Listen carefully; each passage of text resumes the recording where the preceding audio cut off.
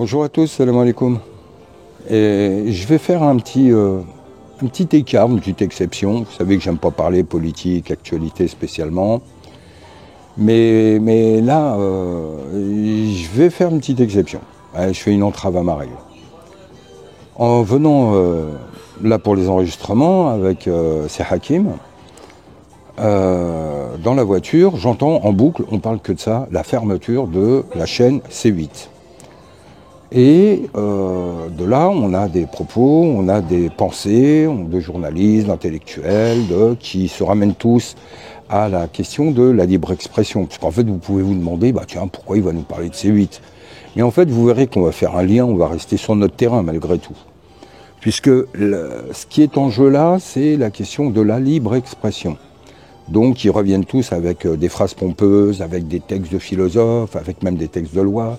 C'est Big Brother qui tire les ficelles, on n'a plus de liberté, c'est une honte. On doit aller à l'encontre de notre conscience, de nous-mêmes, etc., etc., etc. Et en fait, l'idée de ma réflexion, c'est quoi ? C'est qu'en soi, sur le fond du débat, la libre expression, on a une tutelle d'État, on n'a plus de liberté, on n'a plus, etc. J'entends le discours. Mais pourquoi de la part de ces mêmes gens, quand ils sont touchés, on n'a pas un retour de cette liberté d'expression quand il s'agit de Gaza, par exemple, quand il s'agit des musulmans, quand il s'agit des fake news qui nous inondent matin et soir, quand il s'agit d'une école comme Kindy, qui a à brûle-pourpoint, sans être prévenu, un audit, quasi la police qui descend, où il faut lui trouver un cheveu qui ne va pas dans la soupe, alors que de l'autre côté, on va avoir une école couverte par les ministres Betaram, où là, c'est des histoires de viol sur des années. Pourquoi on n'a pas un mot ? Pourquoi là, la liberté d'expression, elle est où ? Pourquoi y a-t-il 2 poids, 2 mesures ? Quand la France, qui est un pays qui a une noblesse, qui a une identité, qui a une histoire, quand va-t-elle être capable de se mettre face à elle-même et de reconnaître que son incohérence, que son 2 poids, 2 mesures est en train de la plomber ? Elle n'est plus crédible à l'international. Que l'écroulement il est aujourd'hui tellement palpable, un siècle après la crise du monde moderne de Guénon, aujourd'hui on est en plein marasme. Et je vous assure que c'est qu'un début, préparez les temps durs, on n'en est qu'à l'aube. Mais ça révolte d'entendre de telles inepties par des gens qui, en tant que journalistes, devraient être impartials.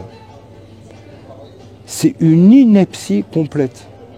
C'est 2 poids, 2 mesures. Gaza, le grand absent.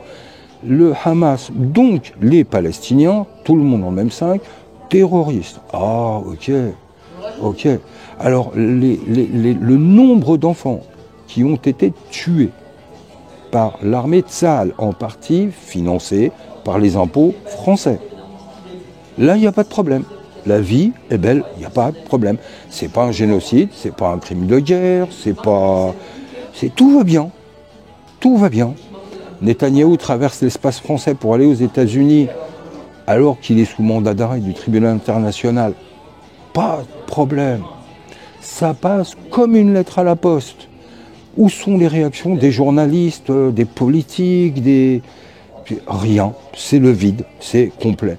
Donc, quelque part, comme je vois à travers C8, mais C8 n'est qu'un exemple, les CNews, les audios français, la presse qui est tenue par une oligarchie, puis un État français.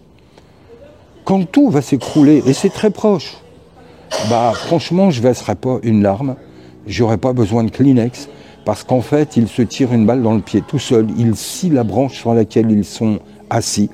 La France avait une carte à jouer, celle de la vérité, ce qui d'ailleurs, en tant que fille aînée de l'Église, ce à quoi elle a renoncé en 1905, était justement sa particularité, la primordialité, la vérité. Donc on est tout simplement en train d'assister aujourd'hui, on est en train d'assister à un effondrement complet. Donc soyons patients. Allahul musta'an, Allahu yahdi man yasha. Wa la takhafu wa la tahzanu, Allaha ma'ana. Alhamdulillahi rabbil alamin. En tout cas, restez ferme sur vos positions. Ne soyez pas incohérents, ne soyez pas injustes aussi. C'est pas parce qu'un musulman fait une connerie qu'on doit le supporter non plus. La cohérence qui est la touche de la vérité. Notre dîn est celui de la vérité. Aucun droit n'est supérieur à ceux de la vérité, comme l'écrivait René Guénon.